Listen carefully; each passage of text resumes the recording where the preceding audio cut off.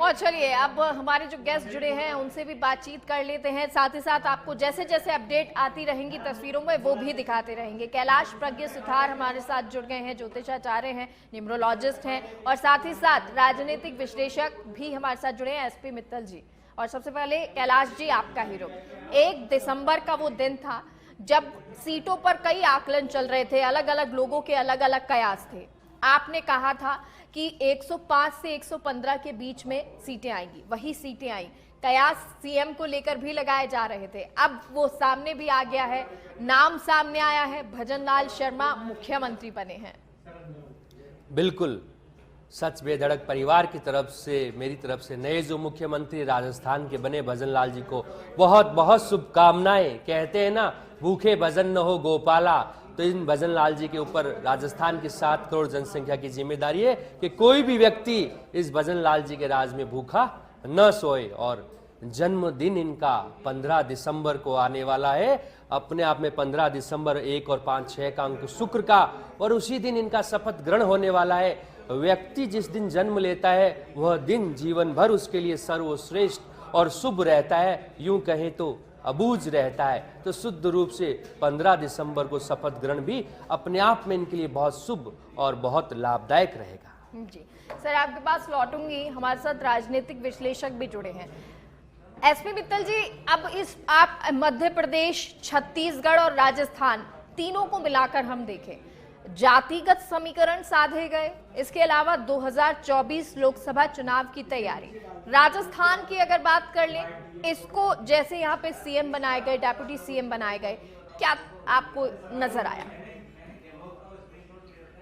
देखिए मगर आज का दिन राजस्थान की राजनीति के लिए मुझे लगता है कि बहुत ऐतिहासिक दिन है।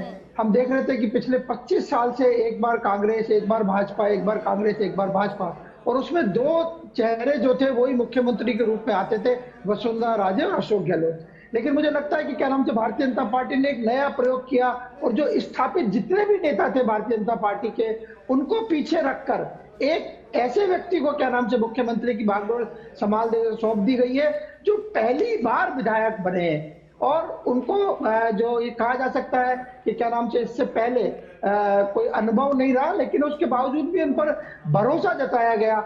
मुझे लगता है कि जो राजनीतिक कार्यकर्ता के रूप में उनकी जो मेहनत रही, वो 4 बार से लगातार भाजपा के क्या नाम से प्रदेश महासचिव भी हैं। तो ऐसी स्थिति के अंदर उन पर जो भरोसा जताया हाईकमान ने या भाजपा के राष्ट्रीय नेतृत्व ने, वो मुझे लगता है एक बहुत ही महत्वपूर्ण है। और राजनीति में एक नई शुरुआत हुई है इस बात की कि जो आम कार्यकर्ता है उसको भी क्या नाम से मुख्यमंत्री का पद हासिल हो सकता है। जैसा कि आज मीडिया ने बताया भी है कि ये भरतपुर से सरपंच थे पहली बार, तो इन्होंने सरपंच से लेकर हम ये कह सकते हैं कि मुख्यमंत्री तक का इन्होंने सफर किया है। और जिस तरीके से आप देखिए पिछले कई दिनों से 3 दिसंबर को नतीजे आए, उसके बाद से राजस्थान के राजनीतिक घटनाक्रम में खासकर क्या नाम से भारतीय जनता पार्टी में हम देख रहे थे कि कभी वसुंधरा राजे जी के घर लोग जा रहे हैं, नए विधायक जा रहे हैं, कभी कुछ हो रहा है, ऐसी बहुत सारी चर्चाएं थी और ये लग रहा था कि कैसे होगा। और कांग्रेस भी इस पर सवाल उठा रही थी कि आज 6 दिन हो गए, आज 5 दिन हो गए, आज 7 दिन हो गए, अभी तक मुख्यमंत्री का चयन नहीं हुआ है। लेकिन आज जिस तरीके से हमने देखा कि जिन वसुंधरा राजे जी के लिए कहा जा रहा था कि उनके घर पर विधायक एकत्रित होते हैं, उन्होंने ही आज क्या नाम से नाम प्रस्तावित किया। और हमने टीवी चैनलों पर देखा, सच बेधड़क पर भी देखा इस बात को कि वसुंधरा राजे के हाथ में एक पर्ची थी जिसमें 3 नाम लिखे हुए थे, 4 नाम लिखे हुए थे।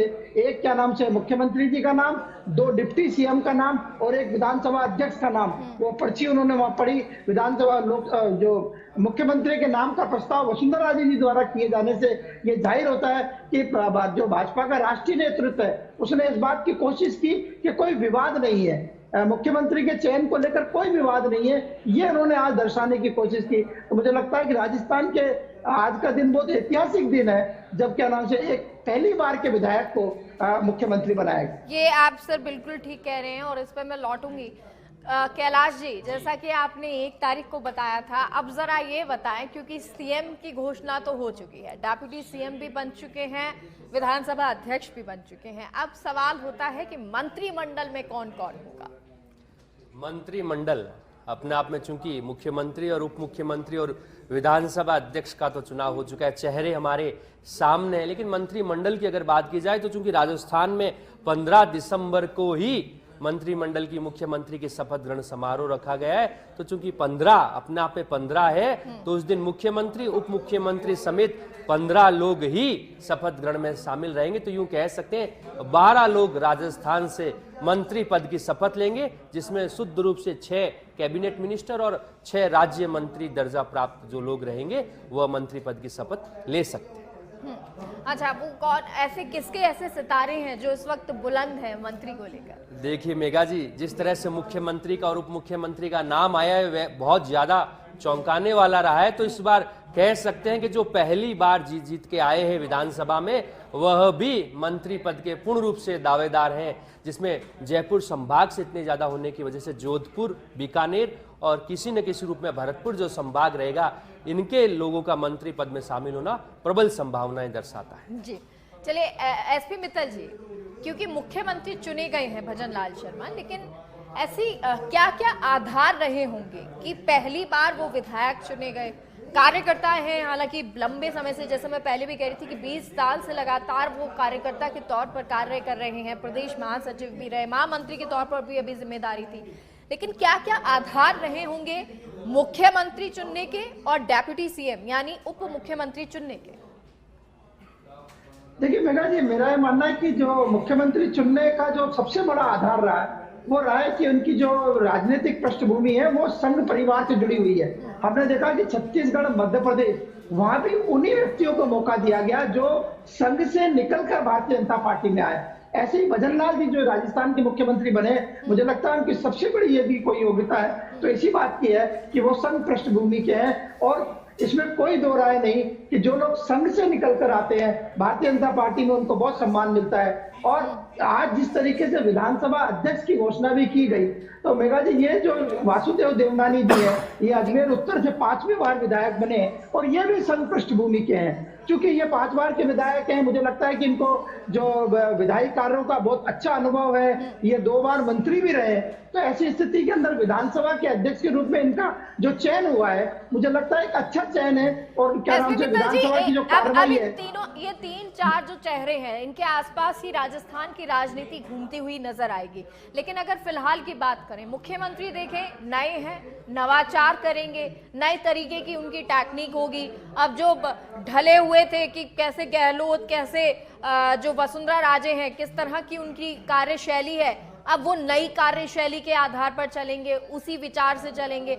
दूसरी तरफ अगर आप देखें, वासुदेव देवनानी, अनुभव को जगह दी गई, तरजीह दी गई, जैसा कि एक लंबे समय से वो विधायक रहे हैं, जीतते आ रहे हैं, इस बार भी वो जीते हैं। हालांकि उनके सामने वो ही व्यक्ति ज्ञान सारस्वत खड़े थे जो कि उनके साथ लगातार रहे थे, लेकिन फिर भी वासुदेव देवनानी जीते। यानी अनुभव को, नए व्यक्ति को, हर किसी को बैलेंस करके चला गया है। देखिए मेरा ये मानना है कि ये जो मंत्रिमंडल में और मंत्रियों के शामिल होने की बात है, आप देखो आज एक तरह से 2 मंत्री तो घोषित कर ही दिए। कानून के, संविधान में कोई डिप्टी चीफ मिनिस्टर का कोई पद नहीं होता है। जो शपथ लेते हैं वो कैबिनेट मंत्री की शपथ लेते हैं, बाद में मुख्यमंत्री इसकी घोषणा करते हैं कि ये उप मुख्यमंत्री होंगे। तो जिस तरीके से आज विधायक दल की बैठक में मुख्यमंत्री के साथ साथ 2 क्या नाम से मंत्रियों की घोषणा कर दी गई, तो मुझे लगता है कि ये जो मंत्रिमंडल जो बनेगा, इसमें जो भाजपा का राष्ट्रीय नेतृत्व है उसकी अहम भूमिका होगी। और जो क्या नाम से मुझे लगता है जिस तरीके से आज नाम पर्ची में आए, ऐसे ही क्या नाम से मंत्रियों के नाम भी आएंगे जिनको क्या नाम से स्वीकार किया जाएगा। और जब ये ज्योतिषाचार्य जी जो बता रहे हैं कि क्या नाम से 15 मंत्री शपथ ले सकते हैं, हो सकता है इनकी अंगणित के हिसाब से 15 ले सकते हैं, लेकिन कोशिश ये होगी मुझे लगता है कि जो पहले चरण का जो क्या नाम से मंत्रिमंडल होगा उसमें अधिक लोग शामिल होंगे, क्योंकि अब कोई विवाद की बात नहीं है। अब ऐसा कोई नहीं लगता जिससे ये लगे कि सरकार बनने के बाद में कोई खींचतान होगी। हमने देखा कि क्या नाम से पहले भी जब कांग्रेस की सरकार थी तो उप मुख्यमंत्री सचिन पायलट को बनाया था, लेकिन उसके बाद में जिस तरीके से हालात हुए वो सबके सामने। लेकिन सवाल ये है कि क्या मंत्रियों को लेकर भी नाम तय कर लिए गए होंगे या फिर वो नाम अभी तय करना बाकी है, क्योंकि 15 तारीख को है शपथ। मेरा ये मानना है कि जिन मंत्रियों को शपथ दिलाई जानी है उनके नाम तय कर लिए होंगे, इसमें कोई दो राय नहीं है। अब तो सिर्फ क्या नाम से उनके नाम की घोषणा होना बाकी है। जी, तो अब सवाल ये है कि कौन कौन से ऐसे नाम हैं जो उसमें शामिल होंगे।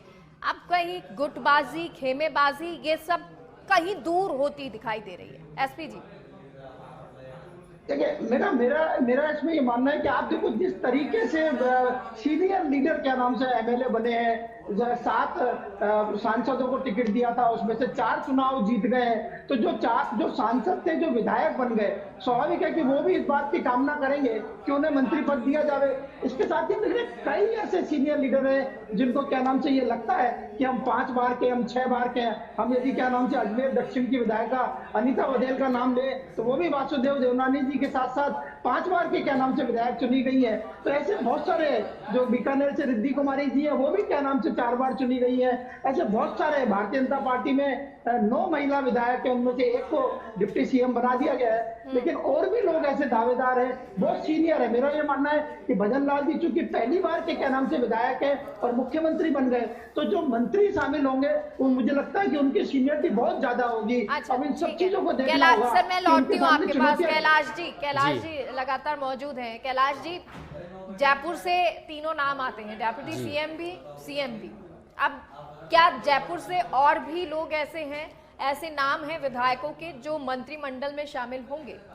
शुद्ध रूप से अगर जयपुर शहर की बात की जाए या जयपुर ग्रामीण को भी शामिल किया जाए तो कहीं न कहीं 2 लोग ऐसे जो रहेंगे जयपुर शहर से, ग्रामीण से, जो मुख्यमंत्री के मंत्रिमंडल में शामिल भी रहेंगे, क्योंकि जयपुर का दबदबा बहुत ज़्यादा रहेगा।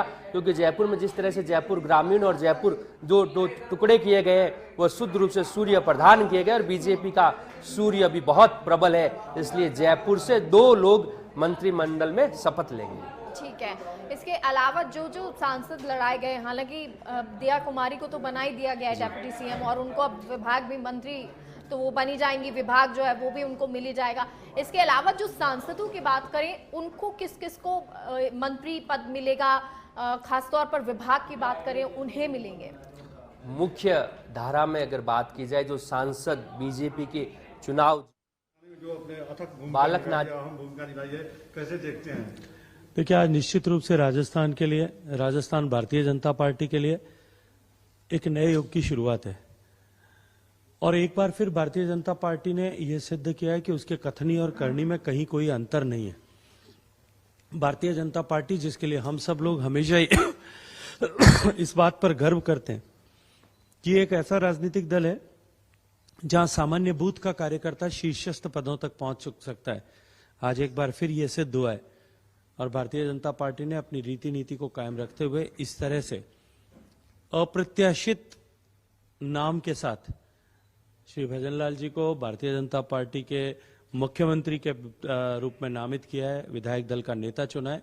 मैं भजन लाल जी को बहुत सारी बधाई देता हूं और मैं ये मानता हूं कि राजस्थान भारतीय जनता पार्टी के एक एक कार्यकर्ता, जो भारतीय जनता पार्टी कार्यकर्ताओं का 1 करोड़ लोगों का परिवार है, आज हम सब कार्यकर्ता गौरवान्वित हुए, हम सब कार्यकर्ताओं का सम्मान बढ़ा है।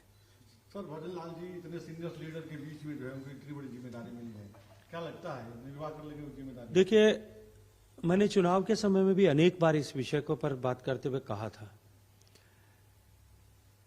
कि संसदीय बोर्ड, माननीय प्रधानमंत्री जी, माननीय राष्ट्रीय अध्यक्ष जी, गृह मंत्री जी, जिस किसी भी नाम पर जो विधायकों के नेता के रूप में, विधायक दल के नेता के रूप में चुना जाएगा, जो तय होगा और राजस्थान का मुख्यमंत्री बनेगा, हम सब लोग मिलकर के राजस्थान की क्षमताओं के अनुरूप राजस्थान का विकास हो और माननीय प्रधानमंत्री जी के सपनों का नया भारत बनाने, विकसित भारत बनाने की जो यात्रा है, उस यात्रा में राजस्थान ग्रोथ इंजन के रूप में बने, उस यात्रा को लीड करने वाला प्रदेश बने, देश का अग्रणी प्रदेश बने। इसके लिए हम पूरे समर्पित भाव से जो कोई भी नेता चुना जाएगा उसका प्राण प्रण की ऊर्जा से सहयोग करेंगे, उसको यशस्वी बनाने के लिए काम करेंगे। आज मैं फिर भरोसे के साथ में कहता हूं कि भजन लाल जी की सरकार, भजन लाल जी के नेतृत्व में चलने वाली सरकार, आदरणीय दिया कुमारी जी, आदरणीय प्रेमचंद्र जी के नेतृत्व में चलने वाली सरकार यशस्वी हो, सफल हो, ये हम सब का संकल्प है और हम इस संकल्प को सिद्ध करके रहेंगे। तो गजेंद्र सिंह शेखावत को आप सुन रहे थे, केंद्रीय मंत्री। और गेस्ट हमारे साथ लगातार जुड़े हैं। एसपी मित्तल जी, क्लोजिंग सर कमेंट आपसे चाहूंगी, आने वाले वक्त में किस तरह से कार्यशैली मुख्यमंत्री की रहेगी और उनके लिए चुनौतियां क्या रहेंगी? देखिए, मेरा चुनौती तो देखो बहुत होगी। आपको ध्यान हो तो क्या नाम से प्रधानमंत्री जी ने अपनी चुनाव सभाओं में कहा था कि जैसे ही क्या नाम से मंत्रिमंडल का गठन होगा, भाजपा राजस्थान में सरकार में आएगी, तो सबसे पहले क्या नाम से जो तेल की कीमतें हैं, डीजल और पेट्रोल का वेट है, उसको हम कम करेंगे। और हरियाणा और गुजरात और मध्य प्रदेश, तो मुझे लगता है कि एक तरफ जब आपके सामने जब आप क्या नाम से अपनी आय को घटाने का निर्णय लेंगे, तो दूसरी ओर जो अशोक गहलोत सरकार की जितनी भी कल्याणकारी योजना है, चाहे क्या नाम से रसोई गैस का सिलेंडर 450 रुपए में देने की बात हो या चिरंजीवी स्वास्थ्य बीमा योजना की बात हो, इन सबको पूरा करने के लिए आपको क्या नाम से पैसे की भी जरूरत पड़ेगी। तो मुझे लगता है कि क्या नाम से जो नए मुख्यमंत्री हैं, उनके सामने चुनौती तो होगी, चुनौती आर्थिक दृष्टि से भी होगी, चुनौती राजनीतिक दृष्टि से भी होगी। चलिए सर, बहुत बहुत शुक्रिया। कैलाश जी, आपका भी बहुत बहुत शुक्रिया इस पूरी चर्चा का भाग बनने के लिए। तो नए मुख्यमंत्री राजस्थान को मिल चुके हैं, लेकिन अब आने वाले वक्त में जब शपथ ग्रहण समारोह होगा, कौन कौन से मंत्री शपथ लेंगे, क्या कुछ तस्वीरें होंगी, दिल्ली से भी दिग्गज पधारेंगे, क्या भव्य समारोह होगा, इस पर भी नजरें रहेंगी। फिलहाल के लिए इतना ही। आप देखते रहिए सच पे धड़क। नमस्कार।